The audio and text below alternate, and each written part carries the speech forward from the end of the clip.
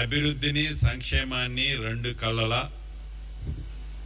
గౌరవ ముఖ్యమంత్రి రేవంత్ రెడ్డి గారి నాయకత్వంలోని ఈ ప్రభుత్వం అన్ని వర్గాలని, అన్ని కులాలని, అన్ని మతాలని, అన్ని ప్రాంతాలని, చివరికి అన్ని పార్టీ వాళ్ళని సమదృష్టితో చూస్తూ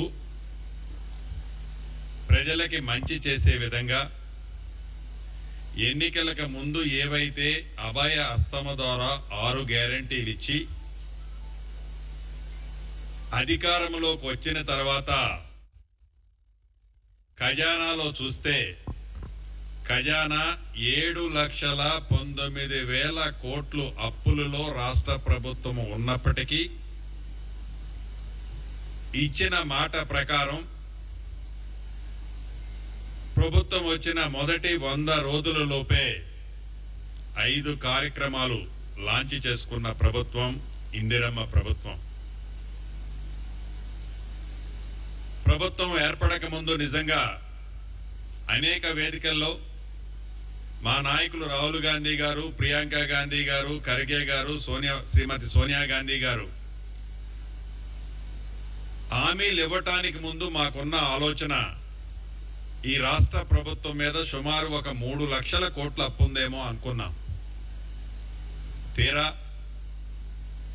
అధికారంలోకి వచ్చిన తర్వాత గౌరవ ముఖ్యమంత్రి రేవంత్ రెడ్డి గారు, ఫైనాన్స్ మంత్రి గారు, డిప్యూటీ చీఫ్ మినిస్టర్ గారు బట్టి విక్రమార్క గారు, మిగతా సహచార మంత్రులమంతా కూర్చొని అసలు మనం ఎక్కడున్నాం,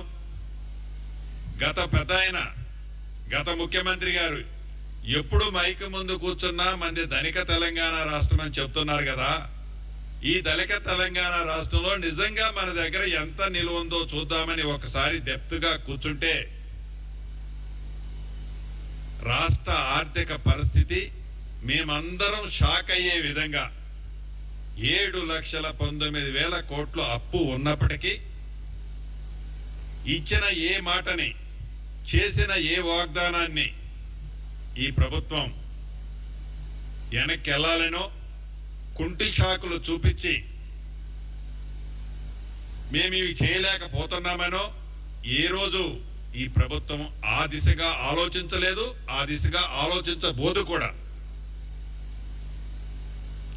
దీంట్లో భాగంగా ఉదాహరణకి రైతుల రుణమాఫీ కార్యక్రమం చూద్దాం. దేశంలో ఏ రాష్ట్ర ప్రభుత్వము చేయని విధంగా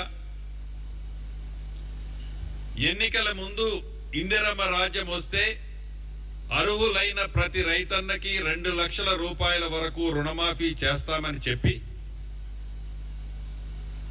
ఆర్థికంగా రాష్ట్ర ప్రభుత్వం సహకరించదు, ఇబ్బంది ఉన్నది అని తెలిసి కూడా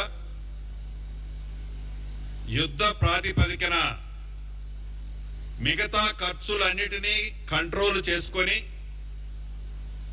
దుబారా ఖర్చులన్నిటినీ దూరంగా పెట్టి రైతుని రాజు చేయటమే ఈ ప్రభుత్వం యొక్క ఏకైక లక్ష్యమని తలంచి గౌరవ ముఖ్యమంత్రి రేవంత్ రెడ్డి గారి నాయకత్వంలోని ఈ ప్రభుత్వం 26 రోజుల్లో సుమారు 18,000 కోట్ల పైచిలకు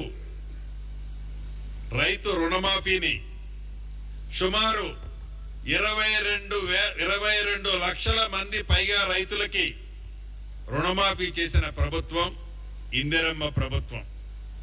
ఈనాడే కాదు, ఆనాడు 2006లో కూడా కేంద్రంలో ఇందిరమ్మ రాజ్యం ఉన్నప్పుడు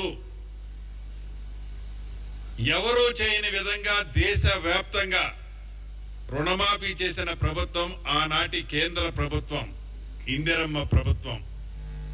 అదే బాటలో 18,000 కోట్లు రుణమాఫీని చేసి దీనికి మొత్తం 31,000 కోట్లు పైచిలుకు ఖర్చు వస్తుందని ముందే మేము ఊహించాం.